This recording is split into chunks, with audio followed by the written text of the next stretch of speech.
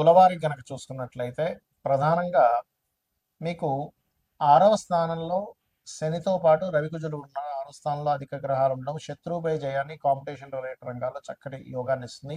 ఇక పంచమ స్థానంలో రాహు, ఆలోచన స్థానంలో రాహు, భాగ్యంలో గురువు, లాభస్థానంలో కేతువు, సప్తమంలో శుక్రుడు ఉన్నాడు. ఇక బుధుడు కూడా 11వ తేదీ నుంచి రాహుతో కలిసి ఉన్నటువంటి బుధుడు, పంచమంలో ఉండే బుధుడు 11వ తేదీ నుంచి మీకు మేనంలోకి వెళ్తున్నాడు. అదేవిధంగా రవి కూడా మీకు 14వ తేదీ నుంచి సప్తమంలోకి వస్తాడు. మరి వీటి వల్ల కలిగే ఫలితాలు ఏమిటి అనేటువంటి విషయాలు చెప్తుంది నేనైనప్పటికీ చెప్పిస్తుంది సాక్షాత్ లలితా అమ్మవారిగా భావిస్తూ ఆ లలితాంబిక అమ్మవారి యొక్క అనుగ్రహం మీకు పరిపూర్ణంగా కలగాలని మనస్ఫూర్తిగా కోరుకుంటూ, ఇక్కడ ఎప్పుడైతే మీకు లగ్నాధిపతి సప్తమంలో ఉన్నాడో, ఇది ఎప్పటి నుంచో వివాహ సంబంధాలు కుదరట్లేదు అని బాధపడేటువంటి వారికి ఇదొక చక్కటి అవకాశము, గుర్తుపెట్టుకోండి. అయితే కుటుంబ సభ్యులతో లేదా ఎవరికైనా అప్పు ఇవ్వడం ద్వారా, అప్పు తీసుకోవడం ద్వారా శత్రువులు కొంచెం పెరుగుతూ ఉంటారు శత్రుస్థానంలో. అయితే శత్రువుపై జయం కలుగుతుందా లేదా, శత్రువు పెరిగినప్పటికంటే జయం అయితే కలుగుతుంది తులవారికి, చూసుకోండి. అలాగే కాస్త గురువులతోని, తండ్రి వరుస వారితోని, గైడింగ్ చేసే వారితో కూడా తెలియని ఘర్షణ. ఎందుకంటే గురువు 9లో ఉన్నాడు, కానీ గురు రాశుల్లో ఉండేటువంటి గ్రహాల యొక్క స్థితిగతులు బాగోలేవు. రాజకీయ నాయకులకి చాలా మంచి సమయంగా చెప్పుకోవచ్చు ఇప్పుడు ఉండేటువంటి గ్రహస్థితి ఏదైతే ఉందో. మరియు ఈ సినిమా ఫీల్డ్ వాళ్ళకు కూడా చక్కటి అవకాశాలు వస్తాయి. అదేవిధంగా లాభంలో కేతు ఉన్నాడు కాబట్టి, కేతు గ్రహం ఎప్పుడైతే లాభంలో ఉందో ఇది కెరియర్, ముఖ్యంగా ఈ యొక్క మెడికల్ రిలేటెడ్ సంబంధించిన వ్యాపారాల్లో ఉండేటువంటి వారికి, కెమికల్స్ రిలేటెడ్ వ్యాపారంలో ఉండేటువంటి వారికి, అగ్నికి సంబంధించినవి అంటే మనకి చూడండి, ఇప్పుడు ఈ ఫైరీ రిలేటెడ్ సంబంధించినవి ఉంటాయి కొన్ని స్టవ్లు అనుకోండి, బ్యాటరీస్ అనుకోండి, ఇట్లాంటి వాటికి మంచి ఆదాయం పెరగనుంది అంటే ఈ రంగాల్లో ఉండేటువంటి వారికి. ఇక మీరు నిత్యము చేయవలసింది దుర్గాదేవి యొక్క ఆరాధన. నవగ్రహాల్లో ముఖ్యంగా శని, కుజ, రవి, రాహు గ్రహాల దగ్గర దీపారాధన చేయండి. గోవులకి బెల్లం తినిపించండి. అన్ని విధాలా బాగుంటుంది బెల్లము, క్యారెట్స్. మరి ఈ మనం చూస్తూ ఉన్నాం గతంలో ఒక 5-6 నెలల క్రితమే ఈ వార్ రిలేటెడ్, పోయిన సంవత్సరం చెప్పుకున్నాం ఈ వార్ రిలేటెడ్ సంబంధించిన పెరుగుతూ ఉంటాయని.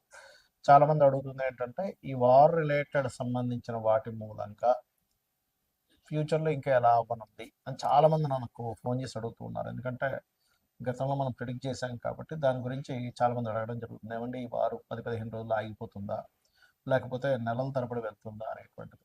కాకపోతే ఇక్కడ విషయం ఏంటంటే ఇది ఇంత తొందరగా ఆగదు. కారణం ఏమిటి, దీనికి శాస్త్రంలో ఏమైనా పర్టికులర్గా కొన్ని ఉన్నాయా అంటే ఖచ్చితంగా సూత్రాలు ఉన్నాయి శాస్త్రంలో. మనం గతంలో కూడా చెప్పుకున్నాం, గురువు 3 రాసులు మారాడు పోయిన సంవత్సరం కూడా, ఈ సంవత్సరం కూడా మారుతున్నాడు అని. ఏ రాసులు మారాడు పోయిన సంవత్సరం అంటే వృషభంలోని, మిథునంలోని, కర్కాటకంలోకి మారాడు. అందుకే యుద్ధ సంబంధించింది ప్రారంభమైంది, ఇంకా మనకి ఉగాది కొత్త సంవత్సరం రాకముందే. అదేవిధంగా అప్పుడు మనం చెప్పుకున్నాం గోల్డ్ రేటు, ముఖ్యంగా సిల్వర్ రేట్ విపరీతంగా పెరుగుతుందని.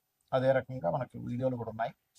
అండ్ పీఠాధిపతులు గొడవలు పెట్టుకోవడం ఇవన్నీ కారణం అది. అయితే ఈ సంవత్సరం కూడా కర్కాటకంలో మనకి మిథునంలో ఉండేటువంటి గురువు కర్కాటకంలోకి, సింహంలోకి మారుతున్నాడు. గతంలో ఏం జరిగింది, వృషభంలో ఉండే గురువు మిథునంలోకి వచ్చి కర్కాటకంలోకి వచ్చి మళ్ళీ వెనక్కి వచ్చాడు. సో ఎప్పుడైనా సరే 3 రాసులు మారేటప్పుడు అది జన నష్టాన్ని, అందులో ముఖ్యంగా యుద్ధపరంగా విపరీతమైనటువంటి జన నష్టాన్ని కలిగిస్తుంది.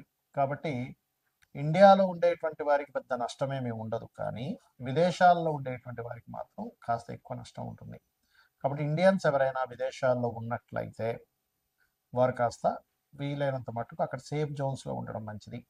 ఇప్పుడు Saudi countries, Dubai countries, America పర్టికులర్గా, ఎందుకంటే ఇది న్యూక్లియర్ సంబంధించిన దాడులు. అంటే మనకి చూడండి, మనకి హిరోషిమా, నాగసాకి మీద వేశారు అప్పుడు ఒకసారి. దానివల్ల ఏంటి, కొన్ని కోట్ల మంది, కొన్ని లక్షల మంది చనిపోయారు. అలా ఏంటంటే ఒక పెద్ద విస్ఫోటనలాగా జరిగేటువంటి బాంబ్స్ వేయడం కూడా జరుగుతుంది. ఒక దేశం అయితే కంప్లీట్గా, 1-2 దేశాలు కంప్లీట్గా రూపాలు లేకుండా పోయేటువంటి స్థితి ఉంది ఇప్పుడు ఉండేటువంటి గ్రహస్థితి. ఇవన్నీ మనం ఎందుకు చెప్పుకుంటున్నాం అంటే, ముందు సామాన్య మానవుడికి ఏమీ జరగకూడదు. ఇలా జరగకుండా ఉండాలంటే మనల్ని రక్షించేది, నడిపించేది, మనల్ని తల్లిలా చూసుకునేటువంటిది అమ్మవారు. కాబట్టి రకరకాల దేశాల్లో ఉంటారు. చూడండి, మనం ఒక్కోసారి వింటూ ఉంటాం, ఏమంటే పెద్ద ఫ్లైట్ పడిపోయింది, ఒక చిన్న పిల్లవాడు కాపాడబడ్డాడు అంటాం. ఒక్కోసారి చాలా పెద్ద షిప్ మునిగిపోయిందని, కానీ కొంతమంది ఎందుకు బయటపడ్డారంటే, ఎలా బయటపడ్డారంటే అది మిరాకిల్. మొన్న ఫ్లైట్ కూడా పడిపోతే చూడండి, ఒక అతను ఫ్రెష్గా స్నానం చేసుకొని వచ్చాడు, నడుచుకుంటూ వచ్చేసాడు. అదేంటంటే అంత పెద్ద పేలిపోయింది, మంటలు వచ్చాయంటే అదే లక్. ఇది ఒక్కొక్కసారి మనకు పుణ్యము వల్ల వస్తుంది. అంటే మనకి పూర్వజన్మలో ఎక్కడో పుణ్యం ఉంటే ఆ పుణ్యం మనల్ని అలా కాపాడుతుంది. మరి ఇప్పుడు ఉండేటువంటి దీంట్లో మీరు ఏం చేయాలంటే రోజు చండీ వినండి, లేదా దుర్గా కవచం చదువుకోండి. చండీ వినడమైనా, చండీ పారాయణం చేయడమైనా, లేదా చండీ హోమాలు చేసుకోవడమైనా ఇంట్లో చేసుకోండి. దానివల్ల ఏమవుతుందంటే మీరు రక్షింపబడతారు. దేశాలు కొట్టుకోవడం వల్ల సామాన్య మానవుడు ఇబ్బంది పడకూడదు. కాబట్టి ఇది ఎలాంటి రక్షణ ఇస్తుంది? ఇప్పుడు మనకు చూడండి, కేవలం అదేదో బాంబు వచ్చి మన మీద పడేటువంటిది మాత్రమే కాకుండా, ఇప్పుడు ఉండేటువంటి సిచ్యువేషన్స్లో మనం గతంలో 1 month బ్యాక్ ఆల్రెడీ చెప్పుకున్నాం, కొంచెం ఫుడ్ రిలేటెడ్ సంబంధించిన విషయం మీద ఎఫెక్ట్ వస్తుంది ఇది ముందు అని. అదే రకంగా చూసుకుంటే గ్యాస్ సరిగ్గా అందకపోవడం. ఇప్పుడు నార్మల్గా ఎవరైతే వీళ్ళు కమర్షియల్ కాకుండా నాన్ కమర్షియల్ వాళ్ళకి వచ్చేస్తున్నాయి గ్యాసెస్, కానీ కమర్షియల్ వాళ్ళకి రావట్లే. తద్వారా హాస్టల్స్లో ఉండేటువంటి వారు, లేకపోతే హోటల్స్లో తినేటువంటి వారు, ప్రత్యేకంగా వాళ్ళు వండుకోరు, హోటల్నే ఆధారపడి ఉంటారు. అలాంటి వారికి ఇబ్బంది అనేటువంటిది స్లోగా ప్రారంభమైంది. తద్వారా మనకి వండుకునే స్థితి పరాభావనామ సంవత్సరం, పరావాసనామ సంవత్సరం, రెండు పేర్లు దీనికి. పరాభావము అంటే పరాభవం చెందడం, కొన్ని దేశాలు యుద్ధంలో ఓడిపోవడం జరుగుతుంది. పరావసు వల్ల ఏమిటి అంటే మనం పూర్వంలో ఎటువంటివైతే పద్ధతులు పాటించాము అటువంటివన్నీ కూడా వస్తూ ఉంటాయి. అంటే పూర్వ పద్ధతులు రావడము, కొన్ని దేశాలు ఓడిపోవడము, కొన్ని దేశాలు ఇబ్బంది పడడం అనేటువంటిది ఉంది ఈ సంవత్సరము. దాంతోపాటు ఎప్పుడూ కనీ విని ఎరుగనట్టుగా 3 సార్లు మనకి పంచగ్రహ కూటమి కూడా వచ్చింది. అది కూడా మనం చెప్పుకున్నాం లాస్ట్ టైం. కాబట్టి నేను అనేది ఒకటే గుర్తుపెట్టుకోండి. ఇక్కడ మీరు ఎందుకంటే దేశాలు మిసైల్స్ వేసుకుని ఏమైనా సామాన్య మానవుడికి ఇబ్బంది కలగకుండా ఉండాలి. కాబట్టి నవగ్రహాలలో కుజుడు, రాహువు, శని, గురువు, ఈ 4 గ్రహాల దగ్గర దీపారాధన చేయండి. మీకు దగ్గరలో గోశాల ఏదైనా ఉంటే గోవులో సకల దేవతలు ఉంటారంటారు.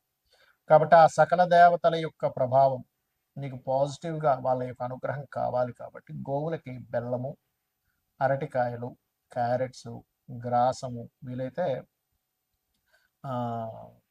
ఇవి తినిపించండి సరిపోతుంది. గ్రాసం కూడా తినిపించవచ్చు, రైట్, గోధుమ రవ్వ కూడా తినిపించవచ్చు.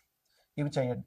ఇక్కడ మరొక విషయం ఏంటంటే మనం రాశి ఫలాలు చెప్పుకుంటున్నాం కదా, దీనికంటే ప్రధానంగా మీ పర్సనల్ చార్ట్ చూసుకోవాలి.